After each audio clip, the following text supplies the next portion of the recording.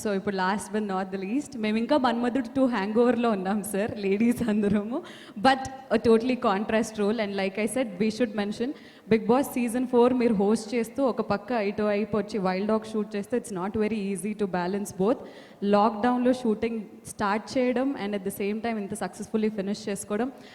Team leader Vijay Varma garu, are very own king Nagarjuna గారిని మాట్లాడవలసిందిగా కోరుకుంటున్నాం. Thank you Sreemukhi. అందరికీ నమస్కారం. చాలా సంతోషంగా ఉంది ఫస్ట్ అందరినీ చూస్తాం. నేను వచ్చినగానే ప్రెస్ మిత్రులందరూ అన్నారు సంవత్సరం అయింది అన్నారు చూసి. బట్ నేను నా లైఫ్లో లాస్ట్ ఇయర్ తీసాను, లాస్ట్ ఇయర్ లేదు. సో మీ అందరినీ నిన్న చూసినట్టే ఉంది నాకు ఇప్పుడు చూసిన. And wonderful to be with all of people here, all my team members. But నాకు ఒకటే బాధగా ఉంది, అందరూ నా వయసు గుర్తు చేస్తున్నారు. ఒకళ్ళేమో ఎప్పుడో చిన్నప్పుడు చూసాము, ఈమెమో పుట్టలేదు అంటుంది పక్కన. And but anyway we had lots of fun.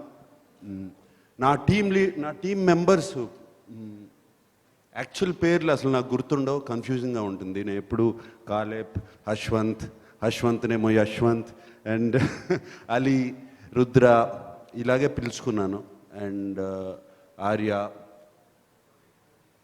వీళ్ళందరితో సినిమాలో వర్క్ చేస్తాం చాలా చాలా సంతోషంగా, చాలా హ్యాపీగా ఉంది యాక్చువల్గా. వాళ్ళు ఇచ్చే ఎనర్జీ కానీ, వాళ్ళకి ఉండే హంగర్ కానీ సినిమాలో చేయటం. And that was a beautiful experience. Also Solomon, నాకు సోలమన్తో పరిచయం ఫస్ట్ ఊపిరి సినిమాతో. ఊపిరికి ఆయన dialogues, story, he was behind the ఊపిరి. అండ్ అప్పుడే అనుకున్నాను వెరీ టాలెంటెడ్ మ్యాన్, తప్పకుండా ఈయన సినిమా చేస్తే బాగుంటుందని. And Niranjan, my dear friend, ఈ కథ తీసుకొచ్చి సినిమా చేద్దాము అన్నప్పుడు తప్పకుండా సోల్మన్ అని పేరు చెప్పింది, ఓకే అన్నాను. ఈ కథ గురించి మాట్లాడాలంటే మనందరికీ చాలా క్లోజ్, మనందరికీ ఎప్పుడో సంబంధం ఉన్న కథ. ఎస్పెషలీ హైదరాబాద్ పీపుల్కి, హైదరాబాద్లో ఉన్న వాళ్ళకి ఇది వాళ్ళకి సంబంధించిన కథ. ఇక్కడ జరిగిన సంఘటన మీద, ఒక ట్రూ ఇన్సిడెంట్ మీద స్టార్ట్ అయిన కథ. మీ అందరికీ గుర్తే ఉండుంటుంది, ఇక్కడ బ్లాస్ట్ జరిగాయి, బాంబింగ్ జరిగింది, టెర్రరిస్ట్ బ్లాస్ట్ జరిగాయి ఒక టైంలో. దాని మీద బేస్ చేసుకుని ఈ సినిమా తీసాము. ఆ బ్లాస్ట్ చేసిన మనుషులు ఎక్కడున్నారు, వాళ్ళని తీసుకురావాలి, వాళ్ళని పట్టుకోవాలి. ఈ wild dog team, wild dog మిషనే అది, ఆ మనుషుల్ని పట్టుకోవడం. అండ్ ఇది సోలమన్ చాలా చాలా బాగా, వెరీ ఏమంటాను, ఒక చక్కటి కథ, ఒక చక్కటి పుస్తకంలో, ఒక థ్రిల్లర్ బుక్లో చేసినట్టు ఆ సీక్వెన్సెస్ కానీ అవి కానీ అన్నీ ఒక ఫ్లోలో వెళ్తూ ఉంటాయి సినిమా అంతా. అండ్ దాంట్లో నా కింద పనిచేసే టీం మెంబర్స్ వీళ్ళందరూ. అండ్ వాళ్ళు ఆ మెంబర్స్ కూడా, ఆ మెంబర్స్ లైఫ్స్ కూడా ట్రూ లైఫ్ ఇన్సిడెంట్స్ మీద బేస్ చేసి తీసుకున్నారు. వాళ్ళు దేశం కోసం ప్రాణాలు ఇస్తాకైనా రెడీ ఎనీ టైం, పెద్ద దాని గురించి ఆలోచించరు. అండ్ నాకు బాగా నచ్చిన డైలాగు, సినిమా రుద్ర చెప్తాడు, సినిమాలో ఒక డైలాగ్ ఉంది, ఏంటి మరి ఇది, ఈ మిషన్కి వెళ్ళాలంటే ఇది ఒక సీక్రెట్ మిషన్, మనకేమైనా అవుతే ఎవరికి తెలీదు, మన గురించి ఫోటోలు పెట్టరు పేపర్లో, మనకి ఒక పేరు ఉండదు, మనకు ఒక గ్రాండ్ వెల్కమ్ ఉండదు, అక్కడ జైల్లో ఉంటే అక్కడే జైల్లో వదిలేస్తారు అన్నప్పుడు, ఏం పర్లేదు సార్, మా అమ్మ, వాళ్ళ అమ్మకి పెద్ద కొడుకు పోయినప్పుడు నాకు ఇంకా 2 కొడుకులు ఉన్నారు పోవటానికి, దేశానికి ప్రాణాలు ఇస్తాకి అని చెప్పి ఒక డైలాగ్ ఉంది. అది బాగా నచ్చిన డైలాగ్ నాకు. అండ్ ఈ cinema exactly goes on that theme. This team, wild dog team, దేనికైనా తెగిస్తారు, దేనికైనా సాక్రిఫైస్ చేస్తారు. అండ్ ఆ వైల్డ్ డాగ్ మిషన్కి కమాండర్గా నేనుంటాను, నేను చెప్పిన మాటకి వాళ్ళు ఎందుకు, ఏమిటి, అని కూడా ఒక క్వశ్చన్ అడగరు ఈ నలుగురు, ఈ ఐదుగురు. నో క్వశ్చన్స్, ఇమీడియట్లీ ఎగ్జిక్యూట్ చేసే ఇది. అండ్ సియామి, ఆర్య ఒక రా ఏజెంట్గా చేస్తుంది. మిగతా వాళ్ళంతా ఎన్ఐఏలో ఉన్న టీము. అండ్ ఇక్కడ అన్ని వెపన్స్ పెట్టాము. దీంట్లో కొంచెం రియల్ వెపన్స్ కూడా ఉన్నాయి యాక్చువల్గా, అన్నీ డమ్మీ కాదు. ఇవన్నీ యాక్చువల్గా బుల్లెట్లు పెడితే ఫైర్ అవుతాయి. అండ్ యాక్చువల్గా అథెంటిక్గా ఉంటాకి రియల్ వెపన్స్ కానీ అవన్నీ తీసుకుని వాడాము throughout the film. And మీ అందరి మైండ్లో ఈ క్వశ్చన్ కూడా ఉండుండొచ్చు, ఓటీటీలో నెట్ఫ్లిక్స్లో రిలీజ్ అవ్వాలి ఈ సినిమా అని. అండ్ ఎస్, నవంబర్ టైంలో సినిమా అయిపోయింది. ఏం చేయాలి, ఈ కోవిడ్కి ఏంటి మార్గం, థియేటర్లో రిలీజ్ అవుతే మనుషులు వస్తారా, ప్రేక్షకులు వస్తారా చూస్తాకి థియేటర్లో, ఒకవేళ థియేటర్స్ ఓపెన్ అయినా వస్తారా అని మా అందరి మైండ్లో doubt, especially Niranjan, Salman and myself, మా మైండ్లో ఉన్న డౌట్ అది. అండ్ అప్పుడు సినిమా ఫినిష్ చేసేసిన తర్వాత ఓటీటీకి ఓకే, మాకు ఓటీటీ వాళ్ళు చక్కటి ఆఫర్తో మమ్మల్ని రీచ్ అయ్యారు చేస్తామని. సో మేము ఆలోచించుకుని ఎస్, ఇప్పుడు రేపు సినిమా థియేటర్లు రిలీజ్ అవ్వచ్చు, రిలీజ్ అయితే మనం రిలీజ్ చేస్తాం, కానీ వస్తారో తెలీదు అని చెప్పి అనుకుని ఓకే అన్నాం. బట్ సంక్రాంతి వచ్చేటప్పటికి క్రాక్ అనే సినిమా రిలీజ్ అయింది. చక్కటి కలెక్షన్స్, ఫెంటాస్టిక్ ఓపెనింగ్స్, మంచి హిట్ అయింది. అలాగే ఫిబ్రవరి 11th వచ్చేటప్పటికి ఉప్పెన, అది పెద్ద హిట్ అయింది. ఒక కొత్త కుర్రాడితో, కొత్త అబ్బాయితో, కొత్త హీరోయిన్, కొత్త హీరోతో పెద్ద హిట్ అయింది. సో మంచి సినిమా తీస్తే డెఫినెట్గా చూస్తారు అని గట్టి నమ్మకం వచ్చింది మా అందరికీ. సో ఆ ఓటీటీ నుంచి పుల్ బ్యాక్ చేసి ఇది యాక్చువల్గా ప్లాన్ చేసింది, దీనికి ఉన్న స్పాన్ కానీ, బిగినింగ్ నుంచి ద స్టోరీ కానీ, నంబర్ ఆఫ్ లొకేషన్స్ తీసింది, ద యాక్షన్ సీక్వెన్సెస్, ఎన్ని ప్లాన్ చేసి థియేట్రికల్ రిలీజ్కి ఒక పెద్ద స్క్రీన్ మీద చూడాలి, ఒక డిటిఎస్ సౌండ్లో చూడాలి. ఎందుకంటే దాన్ని డిజైన్ చేసి సౌండ్ డిజైనింగ్ కూడా అలాగే చేశారు. బుల్లెట్స్ ఎక్కడి నుంచి వస్తున్నాయి, బాంబ్ ఎక్కడ పేలుతుంది, సౌండ్ ఎక్కడి నుంచి వస్తుంది, అండ్ ఫుడ్ స్టెప్స్ ఎక్కడి నుంచి వస్తున్నాయి, ఇటువంటివన్నీ డిజైన్ చేసి తీసిన సినిమా ఇది. సో ఇది థియేటర్లో రిలీజ్ చేయాలని అనుకుని ఇమీడియట్గా పుల్ బ్యాక్ చేసి, Niranjan very sharp smart lawyer కదా, ఎట్లాగో వాళ్ళతో మాట్లాడి లాగేసుకుని then we decided to release the film in theaters. So this is not an OTT film. ఇది OTT ప్లాట్ఫామ్ మీద ఇప్పటి వరకు ఉన్నది, అది ప్లీజ్ అది మర్చిపోండి, అది OTT ఫిలిం కాదు. ఎక్స్క్లూజివ్గా థియేటర్స్లో రిలీజ్ కాబోతుంది ఈ cinema. And it is releasing on April 2nd we are releasing the film. And actually మా అందరిది సాల్మన్ అన్నట్టు 18 months, right? 18 months కాపురం అండ్ ప్రెగ్నెన్సీ చేసాము మేమందరం. అండ్ మా అందరికీ ఎప్పుడు రిలీజ్ అవుతుందా ఏంటి అని ఉన్నాము. ఎందుకంటే ప్రతి వాళ్ళు తీసిన సినిమా చాలా బాగుందని చెప్తారు, మేము కూడా అలాగే చెప్తున్నాం బాగుందని. బట్ అదే ఎక్సైట్మెంట్తో వెళ్తున్నాము. ఈ సినిమా రిలీజ్ అవుతుంది April 2nd. And yes, and I'm wishing not just myself, all my team members, especially కొంతమంది కొత్తగా తెలుగులోకి వచ్చారు, వాళ్ళందరికీ ఇది ఒక పెద్ద సక్సెస్ అవ్వాలి, వాళ్ళందరికీ ఒక స్టెప్పింగ్ స్టోన్ అవ్వాలి తెలుగు ఇండస్ట్రీలో. అలాగే సాల్మన్కి కూడా ఒక మంచి స్టెప్పింగ్ స్టోన్ అవ్వాలి, ఇది ఒక పెద్ద హిట్ అవ్వాలి. నిరంజన్ గురించి మీ అందరికీ తెలుసు, ఆయన చేసిన, ఇందాక నా గురించి మాట్లాడాడు, బట్ ఆయన గురించి మాట్లాడాలంటే ఒక క్షణం కానీ, నాతో పాటు ఒక గగనం అనే సినిమా తీశారు, Kshanam, and Ghazi, all very very different films, experimental films అన్న నేను. అవన్నీ హిట్ అవుతుందనే తీశారు ఆయన, అది ఏదో ఎక్స్పెరిమెంట్ చేస్తున్నానని తీయలేదు. ఇది జనానికి నచ్చుతుంది, ఆయనకు ఒక గొప్ప నమ్మకం. ఎటువంటి కథ, ఎటువంటి జానర్ అయినా సరే బాగా తీస్తే అది ప్రేక్షకులకు అర్థమయ్యేటట్టు తీస్తే, ప్రేక్షకులకు నచ్చేటట్టు తీస్తే తప్పకుండా చూస్తారని గట్టి నమ్మకం. అండ్ ఆయన ఫస్ట్ సాహసం ఇది, ఈయన ఈ సినిమా తీయాలని. దాని తర్వాతే కదా నా దగ్గరికి వచ్చింది. And I like to thank Niranjan. And please Niranjan, keep making movies. very, I'm not saying different from other movies. Keep making movies which really entertain people, and దానికి ఒక మీనింగ్ కూడా ఉండాలి. అండ్ ఎందుకు తీస్తున్నామని దట్ నిరంజన్ తీసే సినిమా ప్రతి సినిమాలో ఉంటుంది. And also Solomon, keep writing great scripts and directing. And సియామి, we wish to see you more in Telugu. Okay, and all of you guys, I wish you all the best. And Srimuki, I'm so happy to see you. Thank you sir. నిన్ను అక్కడే చూసాను అప్పుడు big బాస్లో. దాని తర్వాత మళ్ళీ కనపడలేదు నాకు. Yes long time sir. కోపడి ఉంటా కదా, కోపడలేదా? లేదు సార్, లేదు కదా. లేదు. ఈయనే కొంచెం కోపడ్డా సార్.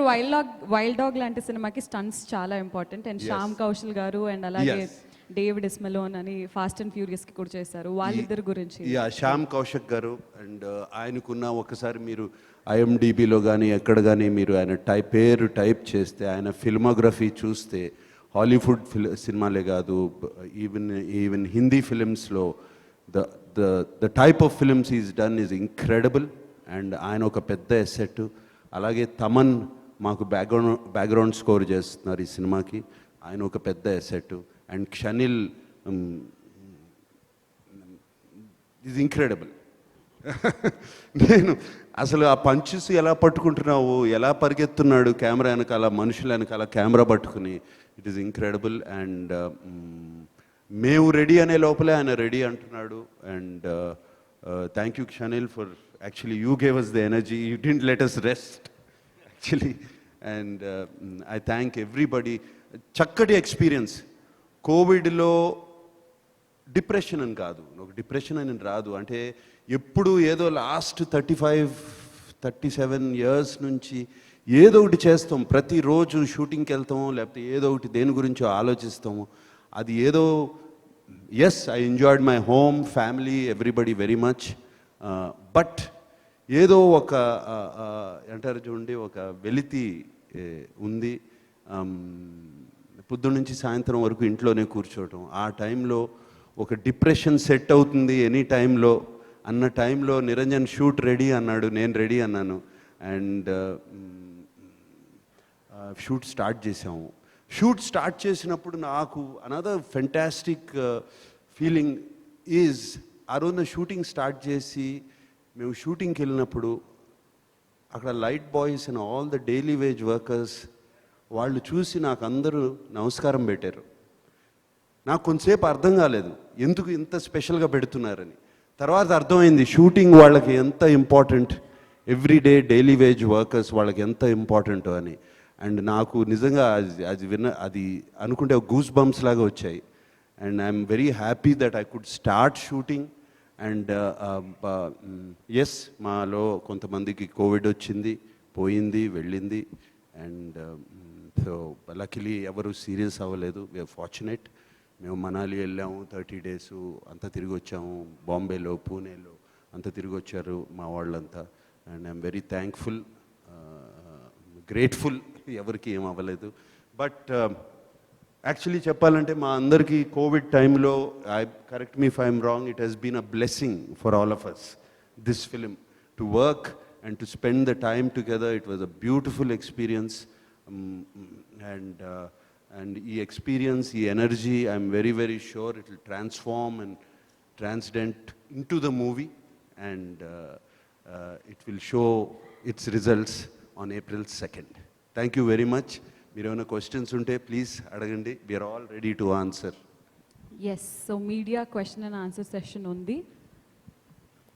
నాగార్జున గారు, ఇప్పుడు ఇన్ని సంవత్సరాలు, ఇందాక మీరు అన్నట్టుగా దాదాపు 36-37 సంవత్సరాలు కంటిన్యూస్ కెరీర్ రన్నింగ్లో ఎన్నో సినిమాలు, ఎన్నో క్యారెక్టర్లు, ఎన్నో స్క్రిప్ట్లు. ఈ సినిమా ప్రతి కథని సెలెక్ట్ చేసుకునే ముందు ఏదో ఒక పాయింట్ మీకు టచ్ అయ్యే మీరు డిఫరెంట్ పిక్చర్స్ చేసుకుంటూ వెళ్ళారు.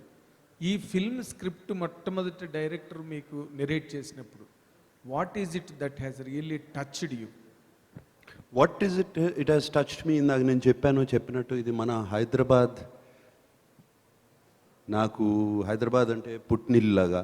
సో హైదరాబాద్లో జరిగిన సంఘటనల మీద బేస్ చేసిన ఫిలిం. అండ్ ఈ క్యారెక్టర్స్ కూడా ట్రూ లైఫ్ క్యారెక్టర్స్ మేము మీద సాల్మన్ బేస్ చేసుకున్నారు somewhere. And what is touched me is this characters as sacrifice కాదు, they are ready to do anything for the country. So they చక్కటి dialogues కూడా రాశారు. ఈ చెప్పకూడదు ఇప్పుడు అప్పుడే, రేపు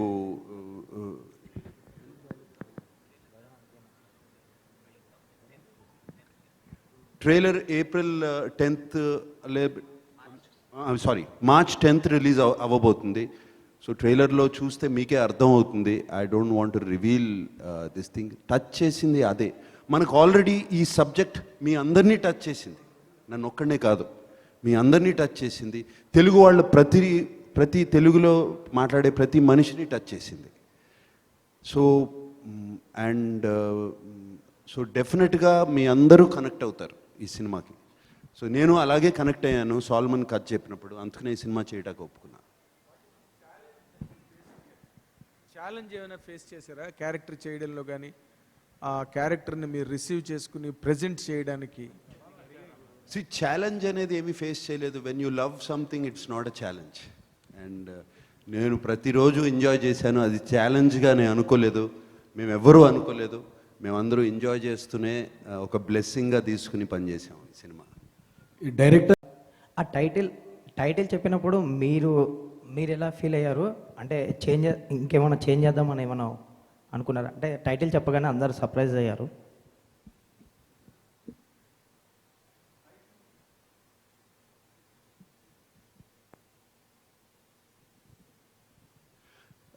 టైటిల్ చెప్పగానే ఎస్ కొంచెము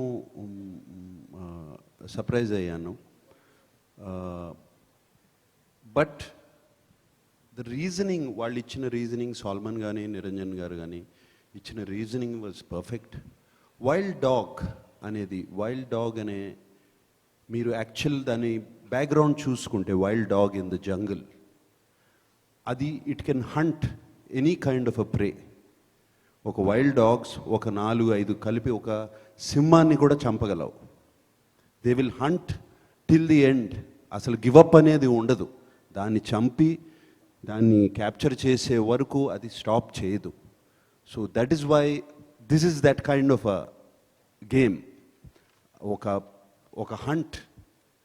యాక్చువల్లీ ఈ సినిమాకు ఒక హంట్ అని కూడా పేరు పెట్టచ్చు, వేట అని కూడా పేరు పెట్టచ్చు, బట్ కుదరదు. బట్ వైల్డ్ డాగ్ అది నాకు బాగా టచ్ అయింది, కరెక్ట్గా వర్కౌట్ అవుతుంది. అండ్ మిషన్ వైల్డ్ డాగ్ ఎలానా అనుకోవచ్చు మీరు, బట్ అండ్ నా క్యారెక్టర్ పేరు కూడా వైల్డ్ డాగ్ అనే నిక్ నేమ్ ఉంది. బికాస్ ద క్యారెక్టర్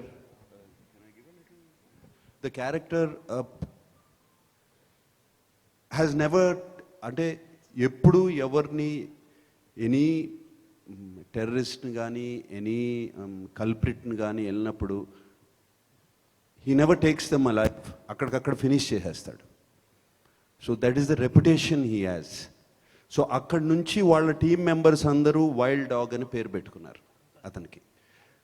సో ఇవన్నీ చూసిన తర్వాత నాకు ఇది కరెక్ట్గా ఉంటుంది, సినిమా చూసిన తర్వాత అందరికీ అర్థమైపోతుంది అని ఒక కాన్ఫిడెన్స్తో ఓకే అన్నాను. నాగార్జున గారు, ఇప్పటివరకు టెర్రరిస్ట్ నేపథ్యంలో చాలా కథలు వచ్చాయి, చాలా సినిమాలు వచ్చాయి సార్. ఈ కథ చెప్పినప్పటికీ వాట్ స్పెషాలిటీ అంటే మీకు డిఫరెంట్గా అనిపించింది ఏంటి? ఈ సినిమా చేయాలని ఎందుకు అనిపించింది? అంటే డైరెక్టర్ గారు సాల్మాన్ గారు చెప్పినప్పుడు, అంటే ఇంతకుముందు ఒక కమర్షియల్ అంటే ఎక్స్పెరిమెంట్, ఖచ్చితంగా ఇది ఒక ఎక్స్పెరిమెంట్. ఇంతకుముందు గగనం కూడా ఒక ఎక్స్పెరిమెంట్లో చేశారు, బట్ అందులో కమర్షియల్ ఎలిమెంట్స్ మిస్ అయ్యాయి సార్. సార్ ఈసారి అలాంటి ఎక్స్పెరిమెంట్ ఇది విత్ కమర్షియల్ ఎలిమెంట్సా, లేకపోతే ఓన్లీ ఎక్స్పెరిమెంట్ అనుకోవచ్చా సార్? అంటే కమర్షియల్ ఎలిమెంట్స్ అని పెట్టుకుని ఒక కథ అనుకున్న తర్వాత కమర్షియల్ ఎలిమెంట్స్ ఇది ఉండాలి, ఒక సాంగ్ ఉండాలి, ఒక కామెడీ సీన్ ఉండాలి, అది అయ్యే కమర్షియల్ ఎలిమెంట్స్ అంటే అవి లేవు మా సినిమాలో గ్యారంటీగా. సో మా సినిమా మొత్తం కమర్షియల్ అని మేము అనుకుంటున్నాం, ఇది అందరికీ నచ్చుతుందని. My thought process of commercial is very different. For example beginning of my career నుంచి మీరు చూసుకోండి, చాలా సినిమాలు చేశాను. ఊపిరి is not a commercial film, but కమర్షియల్గా బాగా ఆడింది. అండ్ మరి మీరు గీతాంజలి లాంటి కథ చెప్పుకున్న, శివ లాంటి కథ చెప్పుకున్న, దాని తర్వాత గగనం లాంటి చాలా కథలు ఉన్నాయి. వాట్ వీఆర్ లుకింగ్ ఫర్, ఈ సినిమా బాగుంది అనాలి. ఇక దేశం మొత్తం చూస్తారా ఈ సినిమా అనేది ఇక మా చేతుల్లో లేదు అది. సో నాగార్జున గారు, ఇది రియల్ క్యారెక్టర్స్ అని కూడా అన్నారు కదా, అంటే మీ క్యారెక్టర్కి ఏమన్నా ఒక అధికారి ఎవరైనా స్ఫూర్తి ఉన్నారా? ఇదిగో డైరెక్టర్ చెప్తున్నారు ఉన్నారు, ఆయన రాసినప్పుడు కథ రాసినప్పుడు స్ఫూర్తి ఉన్నారు అని చెప్పారు. But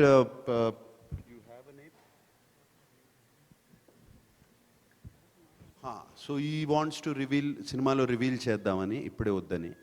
so sir Nagarjuna garu sir, ఇది మీరు ఇంత మంచి బడ్జెట్లో కూడా అమ్మారు సార్ ఓటీటీకి, చాలా పెద్ద మంచి రేట్ వచ్చిందని తెలిసింది. కానీ మళ్ళీ మీరు ఎందుకు వెనక్కి వచ్చారు? అది దీనికి రిస్క్ అనిపించలేదా ప్రస్తుతం పరిస్థితిలో? ఒక లాయర్ కాబట్టే నిరంజన్ రెడ్డి గారు ఇది మళ్ళీ బ్యాక్ తీయగలిగారా? అదేమీ లేదు. ఓటీటీ నేను ఊరికి కింద జోక్ వేసాను నిరంజన్ మీద, అట్లానే ఏం లేదు. వీ హ్యాడ్ అన్ ఆపర్చునిటీ, ఒక విండో ఉండింది సినిమా కానీ తీసేసుకోవాలి. ఇంతవరకు ఏ సినిమాకి రాలేదు కదండి ఇట్లాంటిది, ఫస్ట్ టైం ఇట్లాగా వెనక్కి రావటం అనేది. ఒకసారి ఓటీటీకి అమ్మేసినాక ఫస్ట్ సినిమా ఇది. సో ఈ కరోనా టైంలో ఓటీటీ అనేది పుట్టి ఓటీటీ ద్వారా సినిమాలు రిలీజ్ అవటం, దాని పట్ల కింగ్ నాగార్జున గారు, టాలీవుడ్ కింగ్గా మీరేమంటారు? ఫస్ట్ ఆఫ్ ఆల్ ఇదే ఈ క్వశ్చన్సే పైరసీ గురించి మీరు పైరసీ ఉన్నప్పుడు మాట్లాడి ఉంటే చాలా హ్యాపీగా ఫీల్ అయ్యేవాడిని. ఇప్పుడు మీరు ఓటీటీకి ఇస్తున్నందుకు మీరు చాలా బాధపడుతున్నారు, అప్పుడు పైరసీ ఆపలేకపోయారు. అట్లీస్ట్ ఓటీటీ మూలంగా ప్రొడ్యూసర్స్ కొంచెం డబ్బులు వస్తున్నాయి. ఈవెన్ 40 days తర్వాత 50 days తర్వాత ఎట్లాగూ డబ్బులు వస్తున్నాయి.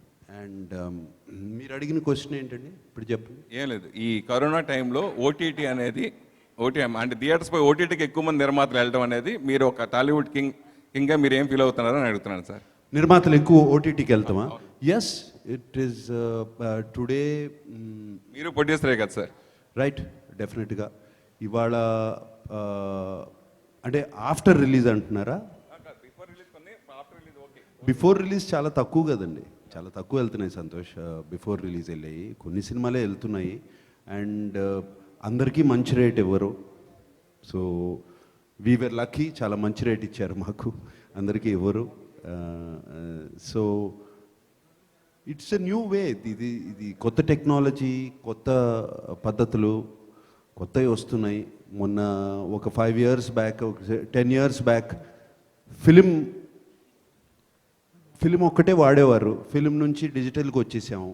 అప్పుడు కూడా చాలామంది ఫీల్ అయ్యారు, చాలా ల్యాబ్స్ మూసేయాల్సి వచ్చింది. This is new technology coming in. We have no choice but to adapt and make the best of it. Sir Nagarjuna garu, sir Satish అండి ఇక్కడి నుంచి. సార్ ఈ సినిమాలో ఎన్ఐ ఆఫీసర్గా యాక్ట్ చేయడం జరిగింది. సో మీరు ఎన్ఐ ఆఫీసర్గా అంటే స్క్రీన్ మీద ఒక ఆఫీసర్ని చూసినట్టే ఉంటుందా, రెగ్యులర్గా మా నాగార్జున్ని చూసినట్టే ఉంటుందా? సో ఈ సినిమా చేసేటప్పుడు ఎలాంటి ఆఫీసర్స్ మీరు కలిసారు, వాళ్ళ నుంచి అన్న ఇన్పుట్స్ తీసుకొని యాక్ట్ చేయడం జరిగిందా? లేదండి, ఏమీ కలవలేదు. I did not meet, I should be honest about that. And వీళ్ళందరూ అండర్ కవర్ ఏజెంట్స్. సో ఒక ఆఫీసర్ లాగా డ్రెస్ అవ్వాలి అనేది ఏమీ లేదు. Complete undercover secret mission. So officer లాగా ఉండాలి, మామూలు మనుషుల్లాగానే ఉండాలి అనేదే ఉంది. అండ్ ఎన్ఐఏ ఆఫీసర్స్ గురించి సాల్మన్ కొంచెం హీ హాజ్ మోర్ నాలెడ్జ్, చాలా కలిశారు. అండ్ నాకు I use to ask him questions, so Solomon use to brief me. Solomon గారు, హైదరాబాద్లో ఇలాంటి ఇన్సిడెంట్స్ జరిగినప్పుడు, హైదరాబాద్లో ఇలాంటి బ్లాస్టింగ్స్ ఇన్సిడెంట్స్ జరిగినప్పుడు ఎంతోమంది సామాన్యులు ప్రాణాలు కోల్పోయారు. సో ఎంతోమంది హైదరాబాద్ నగరం కాదు, దేశవ్యాప్తంగా కూడా ప్రతి మనిషి చెల్లించిపోయాడు. సో ఇలాంటి సంఘటనలు జరిగినప్పుడు మనం ముఖ్యంగా హైదరాబాద్లో ఎన్నో కథలు పుడుతున్నాయి. సో ఇలాంటి ఒక కథ పుట్టడం, అది తెర మీదకి తీసుకురావడం, ఒక నటుడిగా మీకు ఏమనిపిస్తుంది? అంటే ఇలాంటి కథ పుట్టడానికి, ఇలాంటి సంఘటనలు జరగడానికి ఇలాంటి కథ పుట్టడం అవసరం అంటారా? సంఘటన చాలా దురదృష్టం అండి, అది జరగకూడదు, జరిగింది. మేము సంఘటన మీద కాన్సన్ట్రేట్ చేయలేదు. సంఘటన జరిగిన తర్వాత దానికి పనిష్మెంట్ ఏంటి, దాని మీద కాన్సన్ట్రేట్ చేసిన మళ్ళీ ఇంకో సంఘటన అలా జరగకుండా పనిష్మెంట్ ఏంటి, గవర్నమెంట్ ఎటువంటి చర్యలు తీసుకుంది, దాని మీద కాన్సన్ట్రేట్ చేసి ఈ సినిమా తీసాం. సో ఇది pan India cinema, Nagarjuna first pan India cinema అనుకోవచ్చా? పాన్ ఇండియా ఆల్రెడీ చేసానే చాలా. అంటే ఇది అంటే దేశవ్యాప్తంగా చూడాల్సిన, అంటే ఇంతకుముందు ఎంటర్టైన్మెంట్ కోసం చూశారు, ఇది ఒక రకమైన వేరే సినిమా కాబట్టి దేశభక్తిని డెఫినెట్గా తెలుగులో బాగా ఆడితే డెఫినెట్గా అది పాన్ ఇండియా. ఓటీటీలో నెట్ఫ్లిక్స్లో అంతా డబ్బింగ్ చేసేసి అన్ని లాంగ్వేజ్ల్లో పాన్ ఇండియా అంటే పాన్ వరల్డే చేసేస్తారు వాళ్ళు. చాలా సినిమాలు చూస్తున్నాం అట్లా. So sir Nagarjuna garu, sir corona lockdown టైంలో జనాలంతా ఓటీటీ సినిమాలకు అలవాటు పడిపోయారు. ఇక థియేటర్లో సినిమా అనేది నడవడం కష్టమని చాలా రకాలుగా న్యూస్ వచ్చాయి సార్. కానీ ఇప్పుడు థియేటర్స్ ఓపెన్ అయిన తర్వాత హౌస్ఫుల్ స్పోర్ట్స్ కనిపించడం, యాజ్ ఎ ప్రొడ్యూసర్గా, యాజ్ ఎ ఆర్టిస్ట్గా మీకు ఎలా అనిపిస్తుంది? అంటే థియేటర్లకు బూస్టప్ మళ్ళీ రావటం, ఆడియన్స్ థియేటర్ వైపు రావటం ఎలా అనిపిస్తుంది సార్ యాజ్ ఎ హీరోగా, ప్రొడ్యూసర్గా?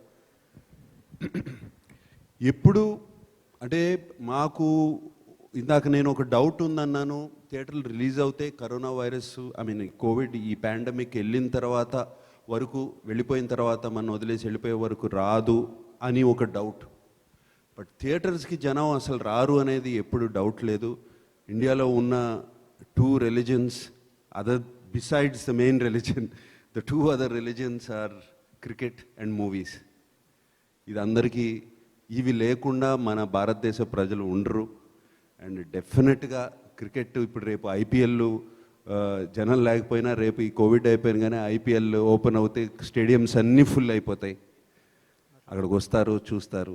సేమ్ వే ఫిల్మ్ థియేటర్స్ కూడా ఆల్రెడీ వచ్చేస్తున్నారు.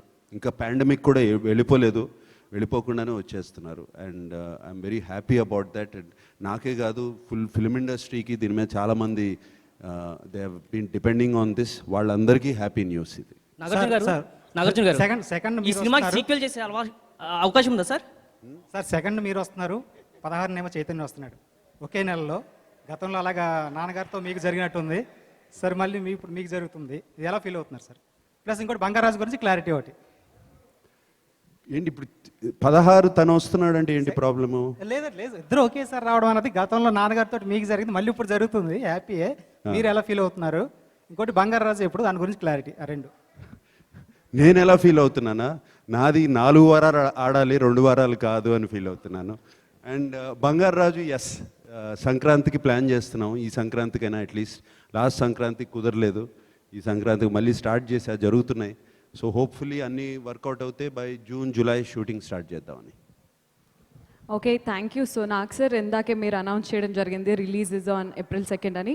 ఒక రిలీజ్ డేట్ పోస్టర్ రెడీగా ఉంది, మీరు ఒక్కసారి పోస్టర్ లాంచ్ అని అంటే ఆ పోస్టర్ లాంచ్ అవుతుంది. Poster launch